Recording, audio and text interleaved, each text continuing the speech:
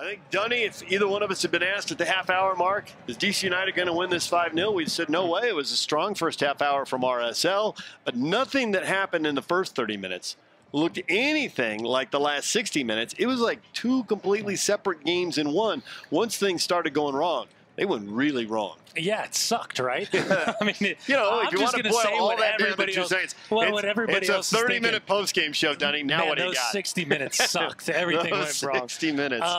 Listen, there's a couple different things to talk about. First and foremost, the disappointment of losing 5-0, on top of having 2 players shown red, on top of knowing the international window, and on top of that, LAFC right around the corner.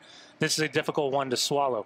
I hope that this is just a one-off. I hope that this game, you can wrap it up into a tight little ball and throw it into the trash and not even have another look. But I think that also does a disservice to some of the mistakes that were made individually and collectively tonight. Because in certain phases of the game, it wasn't good enough. It wasn't good enough for the players on the field, and it won't be good enough for this coaching staff. Let's take a look at the highlights from this one. Showed you how DC United took control of this game. And well, the start was solid. Yeah, down this left-hand side, it was Leonardo Jara against Aaron Herrera. And Aaron Herrera getting the best in the build-up. What a ball from Albert Rusnak. Damir Krylov can't keep it on frame. Best opportunity in the first 30 minutes for DC United was this, as Paul Arriola just looked for the knockdown and it fell to him. Right place, right time. Couldn't punish the mistake. Now, here's the foul. So I thought he caught him, but in the conversation and watching the way the medical treatment happened, it took so long for the referee to go over right there and have the conversation with Silva. And the moment that he reaches for yellow, I do think he's backed himself into the situation. I think it would have been very easy for the referee just to say it was incidental and not point to the spot if he hadn't shown yellow. The reality is Marcelo Silva stepping on his foot afforded the ref the opportunity. He made the opportunity happen with utilizing VAR and the technology. Leads to 1-0. Aaron Herrera had a bad night. After that first 32 minutes, Aaron is going to want to not think about this because he's going to have nightmares. This first play never opens up his hips to play out the left-hand side, goes back into pressure. That leads to Wayne Rooney's goal in the 41st. Jefferson Savarino.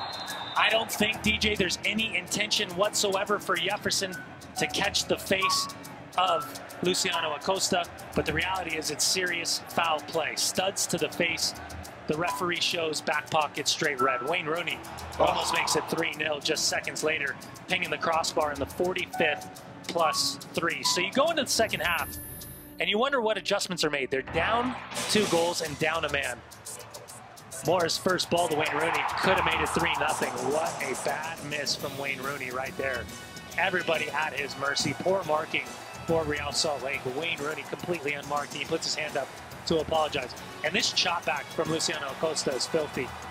Because Moreno, he started the play by picking off the initial pass from Marcelo Silva, quick combination, and then puts it into the feet of Wayne Rooney. He's onside, played onside by Aaron Herrera.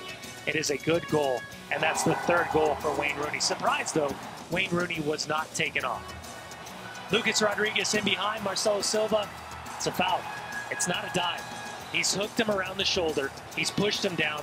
Landing gear goes up. If you're going to celebrate the goal from Corey Baird and the penalty from Albert Rusnak last week, you got to admit to yourself that that is absolutely a second yellow. But this goal from Lucas Rodriguez is phenomenal. The technique is phenomenal.